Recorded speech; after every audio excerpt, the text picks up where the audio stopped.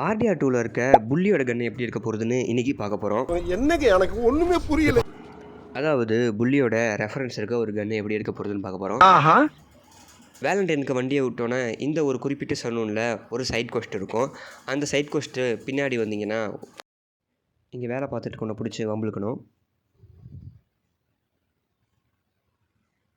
என்ன சண்டைக்கு வர்றையா?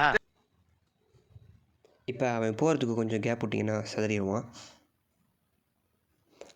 அப்படியே அவனை விட்டுறக்கூடாது. இது முக்கியமான இடம். அவனை துரத்திக்கிட்டே இருக்கணும்.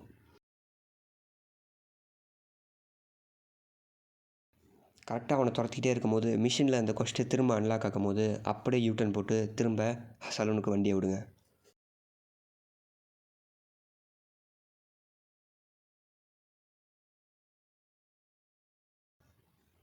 இப்போ இங்கே உள்ளுக்கு வந்ததுக்கப்புறம் 2 பேர் இருப்பாங்க. அதில் ஒருத்தனை விட்டுருங்க.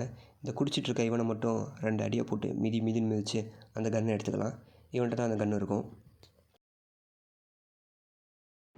ஸோ இதுதான் அந்த கன்று நண்பர்களே. பார்க்குறதுக்கே ரொம்ப சூப்பராக இருக்கும்.